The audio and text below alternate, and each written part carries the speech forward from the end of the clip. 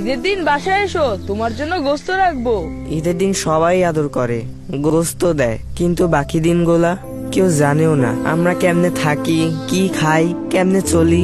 বাসায় এবার বইল কুরবানির চামড়াটা যেন খুব যত্ন কইরা ছাড়ায়। গতবার কসাইরা তোমাকে চামড়া নষ্ট করছিল, ওই নষ্ট চামড়া আমাকে এতিমখানায় দিছিল, কোনো দাম পাই নাই।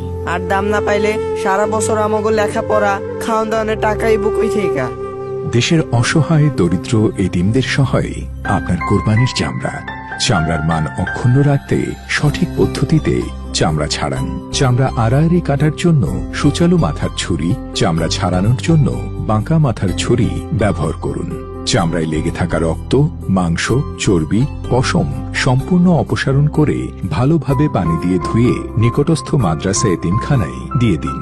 কোরবানির চামড়া মাদ্রাসা এতিমখানায় পৌঁছানো মাত্রই তাতে খুব ভালোভাবে লবণ মাখিয়ে সংরক্ষণের জন্য প্রস্তুত করুন। কোরবানির ৩-৪ ঘন্টার মধ্যেই লবণ মাখিয়ে ফেললে চামড়া দীর্ঘদিন সংরক্ষণ করা যায়, ফলে দামও ভালো পাওয়া যায়। চামড়ার গুণাগুণ রক্ষা করতে এবছর সরকার মাদ্রাসা এতিমখানায় বিনামূল্যে লবণ সরবরাহ করবে। কোরবানির চামড়া এবার হাসি ফোটাবে সবার মুখে, আর চামড়াজাত পণ্য অর্থনীতিকে দিবে নতুন গতি। জাতীয় সম্পদ চামড়া রক্ষা করব আমরা।